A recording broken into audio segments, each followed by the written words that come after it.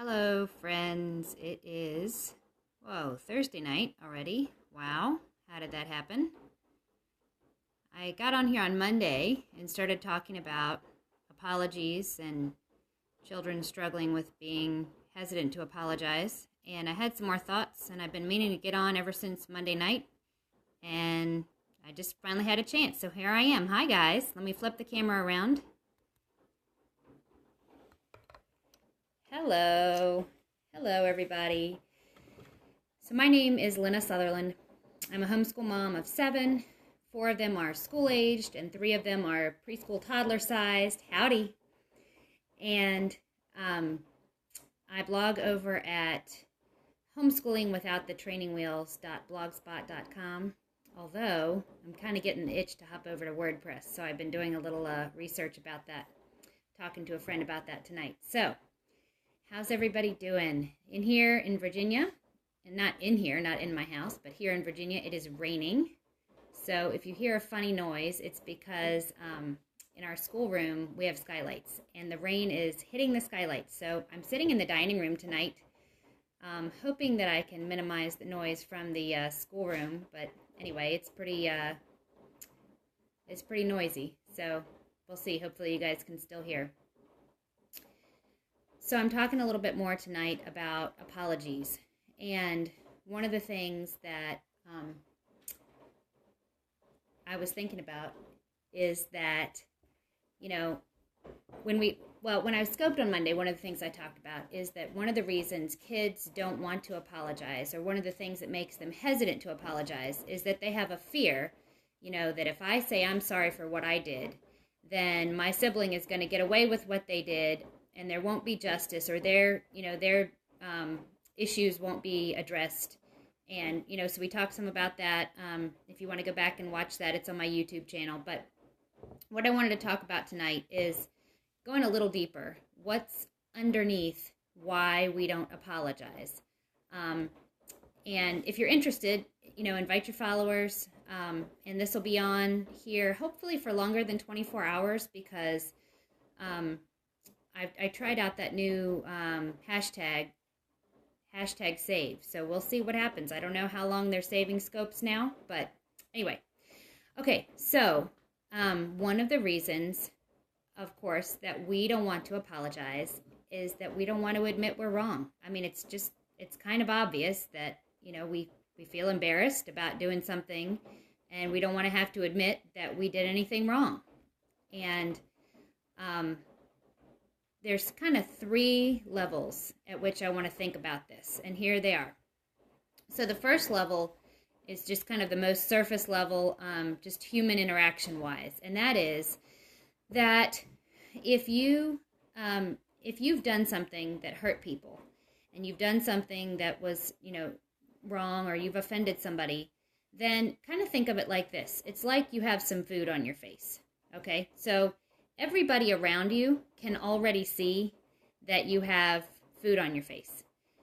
So the moment at which something happened that was a little embarrassing to you was when you did or said that thing that was hurtful to people. So when we don't want to apologize, it's kind of like we're walking around with food on our face and we don't want to admit that we have food on our face. So failing to admit it doesn't actually keep us from looking silly. It actually makes us look more silly because probably everybody around us can already see that we have this problem, that we have this struggle, and we're the only ones who won't admit it, right? So it's like walking around with food on your face that you won't admit is there. So just from a basic human interaction level, refusing to apologize or failing to admit that you need to apologize usually doesn't save your reputation. Now, I know sometimes there's, discrepancies about whether anything was done wrong, and I'm just talking about what I've observed with my children. Somebody's done something wrong and they don't want to apologize. Most of the time, everybody around them can see that they're wrong.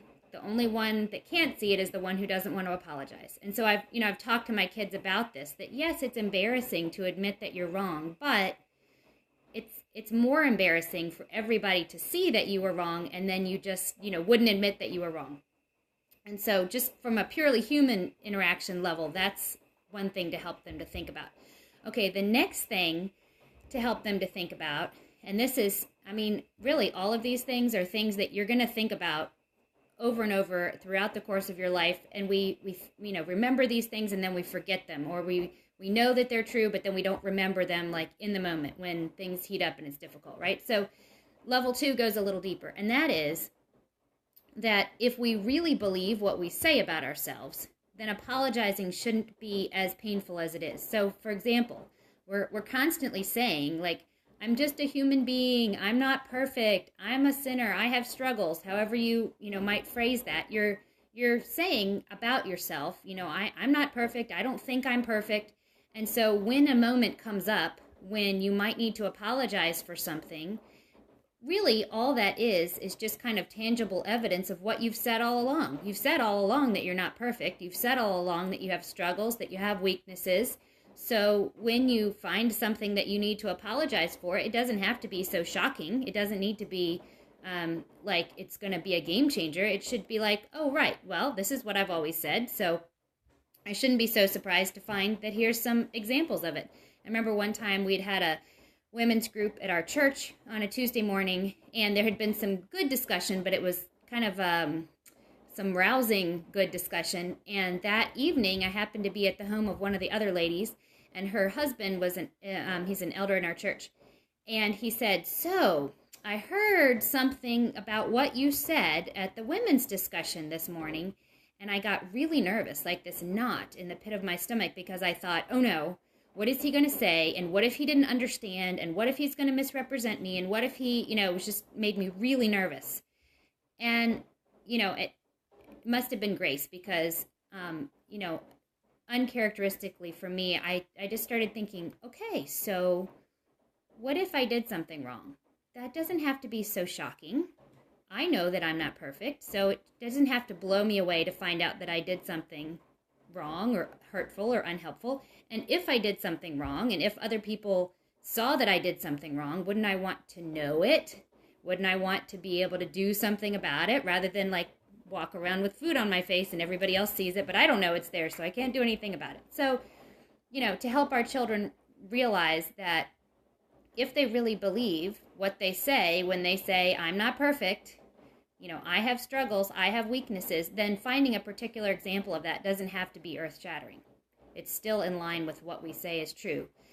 And then the third, deepest level and the most, the one that we all are continually struggling to keep in mind is, deep down, the reason that we don't want to apologize, the reason that we don't want to say we're sorry for something is because we all really believe that our goodness is dependent on our own record, right? So we all really, seriously, when I talk to my children about this and I say, why are you afraid to apologize? What does that feel like to you? They've all described something like, it feels like I'm losing ground. It feels like I'm slipping down, like I've worked hard to climb up this ladder and I'm sliding back down when I apologize. I'm losing work that I've put in.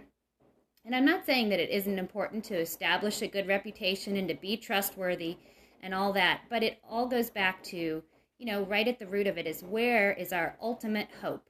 Where is our ultimate, satisfaction? Where do we look for our righteousness, essentially? And, in our home, in a Christian home, hopefully the message is to our children that ultimately our righteousness is not in our own works. It's in the finished work of Christ. So you can wake up and have a bad day, and Christ's righteousness is sufficient for you.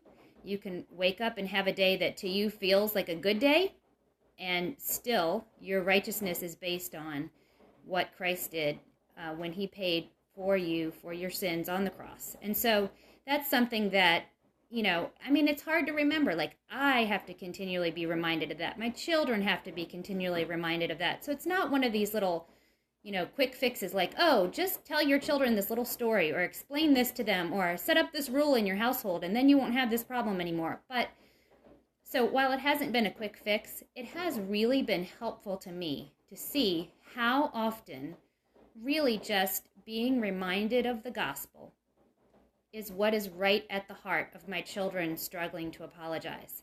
again, it's not a quick fix. It doesn't make all the problems go away, but it has really been kind of beautiful and encouraging to realize that the same message that I need to hear all the time, every day, that Christ is sufficient for my weaknesses, for my sins, is the same message that our children need to hear over and over and over and over and over, lovingly, over and over and over.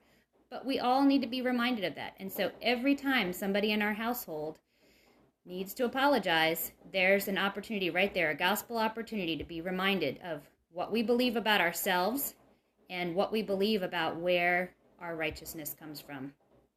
Super encouraging, and something that it's really a blessing to have to be thinking about again and again every day. So, all right, that's all I had to share this evening. Hope you guys are having a lovely Thursday evening, and I'll catch up with some of y'all later on. Thanks, Forrest. Catch you later.